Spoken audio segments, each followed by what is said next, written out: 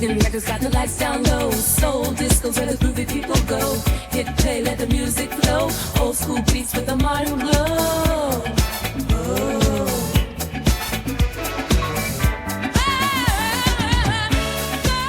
Hello everybody and a very warm welcome back to the latest episode of Hidden Jewels of Soul and Disco.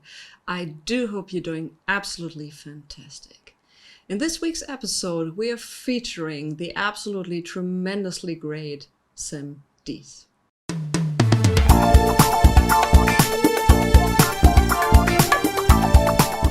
Why Sam Dees' debut album from 1975, The Show Must Go On, became decades after its released a landmark album? Well, we'll discuss this after some needle drops.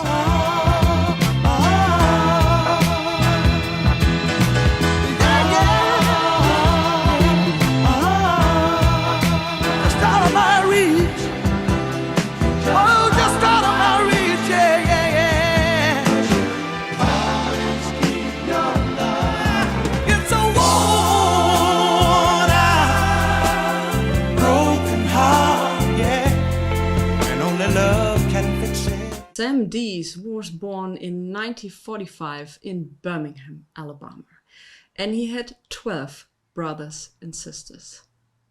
From a very early age on, it was very well known within his family and also his neighborhood that he was highly talented as a musician and a singer.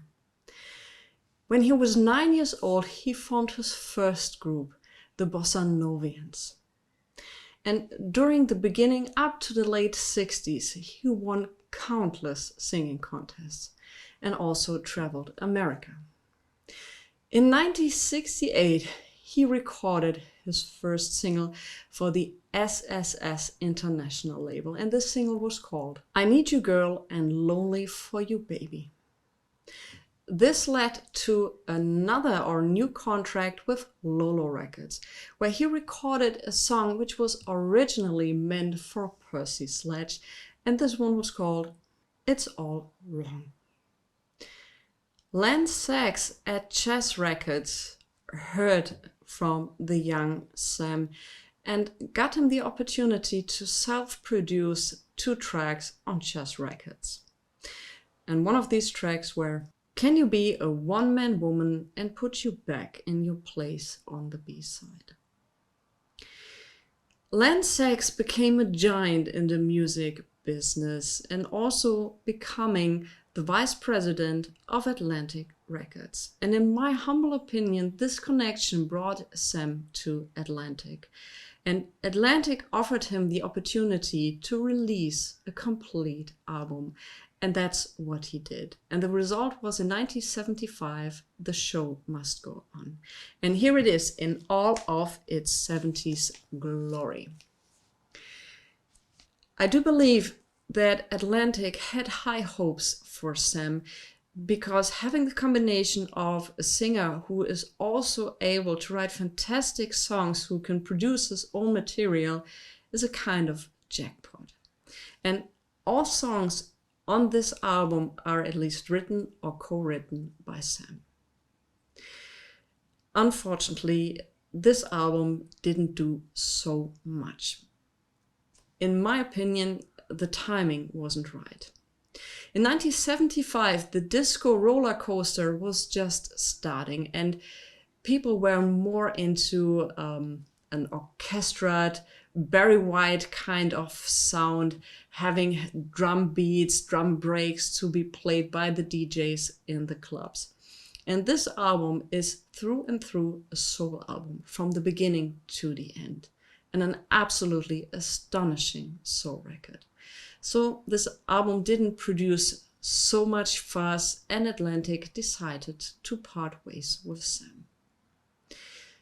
His last single was done by Polydor in 1978, and it was called Say Yeah and My World. Sam never had the success as a singer, which he absolutely deserves, but as a songwriter, he was highly sought after. He wrote for the likes of George Benson, Aretha Franklin, Gladys Knight, the Manhattans, just to name a few. In 1987, Whitney Houston released her second album, Whitney, and she included a song from Sam, which was originally recorded by the Manhattans on their album Forever by Your Side. And the song she covered for her album was Just a Lonely Talking Again. In 1990, Whitney Houston released another album, which was called I'm Your Baby Tonight. And she used yet another song from Sam Dees, which was called Lover for Life, and included it in her album, I'm Your Baby Tonight. Sam created his own label, Penpad, and released a couple of tracks, but none of these tracks came even close to the success other singers had with his material. He also worked with an UK-based label, and he's still releasing music. Decades later, after the first release of The Show Must Go On, a new kind of generation of soul lovers got to know this record. And it was in the late 90s, early 2000s, people were really getting an interest in it and really found out how good this record is. And it's absolutely clear for me, when I finally got this record, I played it straight through days. Like, I didn't even put it from the turntable. It's such a great album. And people are now finally seeing how good he is as a singer in combination with a songwriter. So if you come across a copy, I would highly suggest that you go and get it. You can listen to his music on YouTube as well to get an impression. If you want to have an original copy of this album, it's between $50 to $150, once again, depending on the condition. Sam is still doing great. He's still around, and I'm very thankful for this. And all I can say is, if you like that episode, check out the playlist appearing up here, and I'll see you and catch you on the next one. Have a great day.